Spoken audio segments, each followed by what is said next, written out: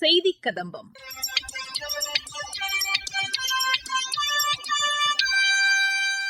இன்றைய செய்தி கதம்பத்தில் மத்திய அரசின் முயற்சியால் நெதர்லாந்திலிருந்து கொண்டுவரப்பட்ட சோழர் காலத்து ஆனைமங்கலம் செப்பேடுகள் குறித்த செய்தி தொகுப்பு, சேலம் மாவட்டத்தில் நூற்றுக்கணக்கான பரத கலைஞர்கள் பங்கேற்ற சப்த தாண்டவம் நிகழ்வு குறித்து எமது செய்தியாளர் தரும் தகவல்கள் மற்றும் மத்திய அரசின் சமூக வலைதள பதிவுகள் உள்ளிட்டவை இடம்பெறுகின்றன.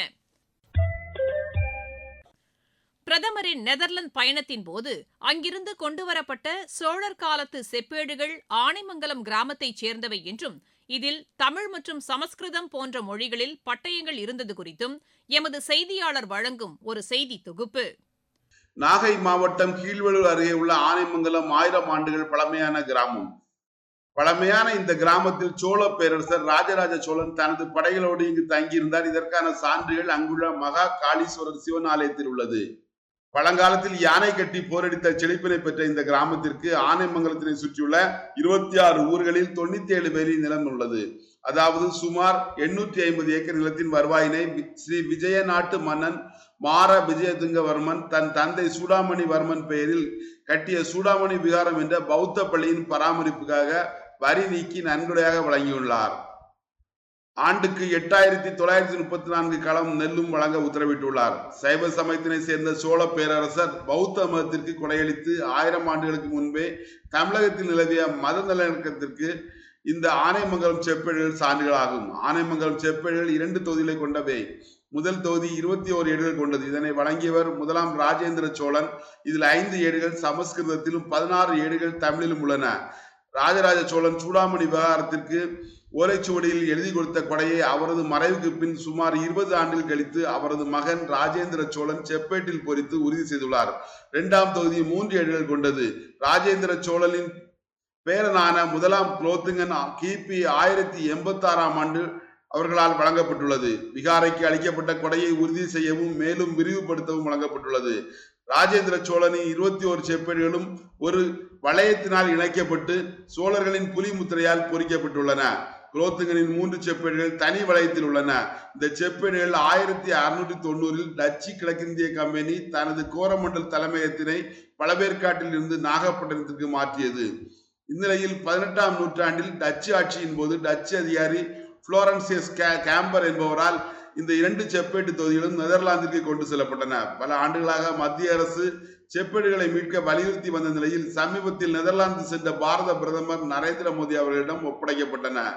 ஆனைமங்கலம் செப்பேடுகளை இந்தியாவிற்கு கொண்டு வந்துள்ளமைக்கு கிராம மக்கள், வரலாற்றாளர்கள் நரேந்திர மோடி அவர்களுக்கு நன்றி தெரிவித்துள்ளனர். தமிழரின் பாரம்பரியத்தையும் 1000 ஆண்டுகளுக்கு முன்பே மத நல்லிணக்கத்திற்கும் சான்றாக ஆனைமங்கலம் செப்பேடுகள் அமைந்துள்ளது.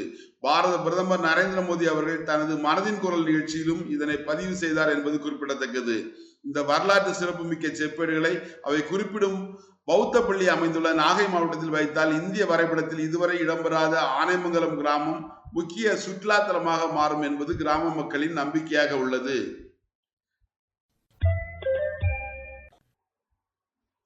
சேலம் மாவட்டத்தில் சிவன் ஆடிய தாண்டவத்தை நினைவு கூறும் வகையில் நூற்றுக்கணக்கான பரத கலைஞர்கள் இணைந்து சப்த தாண்டவ நிகழ்வை இடைவிடாமல் நிகழ்த்தி காட்டினர். இதுகுறித்து எமது செய்தியாளர் தரும் தகவல்கள்.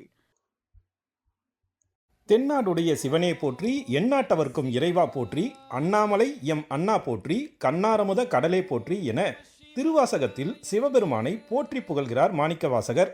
நடனத்தின் அதிபதியான நடராஜரை பரத கலைஞர்களான நங்கையர் அனைவரும் வணங்கி மகிழ்கின்றனர். உலக நன்மைக்காக சிவன் ஆடிய தாண்டவத்தை நினைவு கூறும் வகையில் சேலத்தில் நூற்றுக்கணக்கான பரத கலைஞர்கள் ஒன்றிணைந்து சப்த தாண்டவ நிகழ்வை இடைவிடாமல் நிகழ்த்தி காட்டினர்.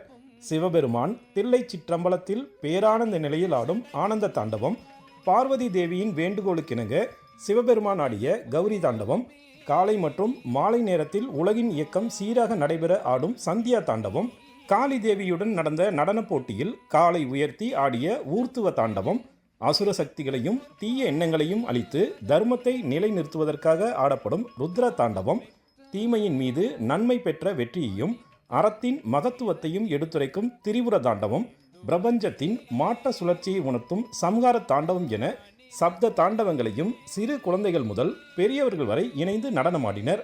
சிவபெருமானின் 108 தாண்டவங்களில் முக்கியமான 7 தாண்டவங்களை பரத கலைஞர்கள் தொடர்ச்சியாக 14 நிமிடங்களுக்கு நிகழ்த்தி காட்டியதாக கூறுகிறார் ஒருங்கிணைப்பாளர் லதா மாணிக்கம்.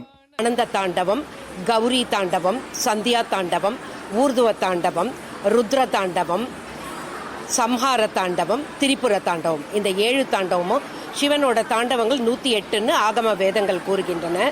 ஆனால் அதில் இருந்த முக்கியமான 7 தாண்டவங்களை சப்த தாண்டவமாக எடுத்து இன்னைக்கு இங்கே இருக்க 252 நடன கலைமணிகள் நடனமாட போகின்றாங்க.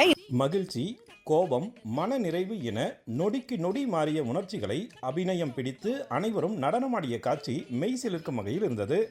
நடனத்தின் அதிபதியான சிவபெருமானுக்கு நன்றி தெரிவிக்கும் வகையில் நடைபெற்ற இந்நிகழ்வில் பங்கேற்றது மகிழ்ச்சி அளிப்பதாக மாணவியர் தெரிவித்தனர். அர்ப்பணிக்கிற மாதிரி சப்த தாண்டவம் ஆடியிருந்தோம்.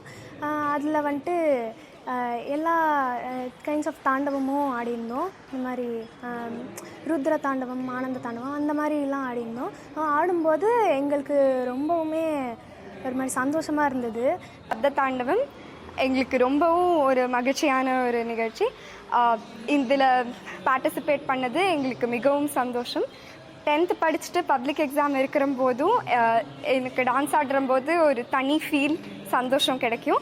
அந்த சந்தோஷத்துக்காக நான் எப்போவுமே ஆடுவேன். இந்த டான்ஸ் ஆடினதில் ரொம்ப சந்தோஷமாக இருக்குது. எனக்கு பப்ளிக் எக்ஸாம் இருக்குது 12th. ஸோ அந்த எக்ஸாம் ஸ்ட்ரெஸ்ஸை குறைக்கிறதுக்கும் இந்த ஒரு மைண்ட் ஸ்ட்ரெஸ்ஸை குறைக்கிறதுக்கும் டான்ஸ் ஆடும்போது எனக்கு ரொம்ப ரிலாக்ஸிங்காக இருக்கிறதுனால எனக்கு ரொம்ப பிடிக்கும் டான்ஸ் ஆடுறது. தொழில்நுட்ப வளர்ச்சியால் குழந்தை வளர்ப்பு சவால் நிறைந்ததாக மாறியுள்ள நிலையில் குழந்தைகளின் கவனிக்கும் திறன் வெகுவாக குறைந்து வருகிறது. இதனை சீரமைத்து பேச்சு, செயல் உள்ளிட்டவற்றில் குழந்தைகளின் ஆற்றலை பெருக்கிட இதுபோன்ற நிகழ்வுகள் உதவிடும் என்பது குறிப்பிடத்தக்கது. மத்திய அரசின் சமூக வலைதள பதிவுகள்.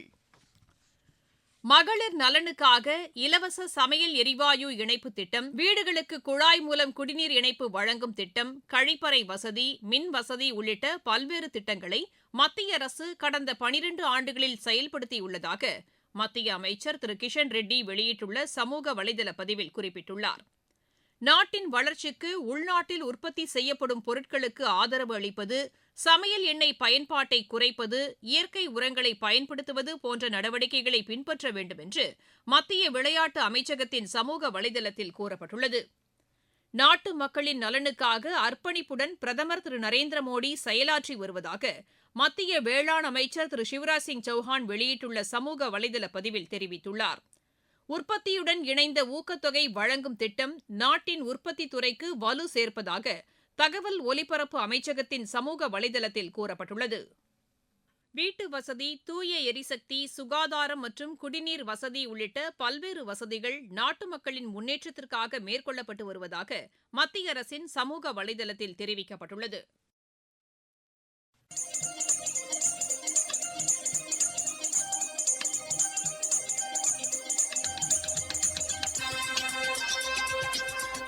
இத்துடன் இன்றைய செய்திக் கதம்பம் நிறைவு பெறுகிறது.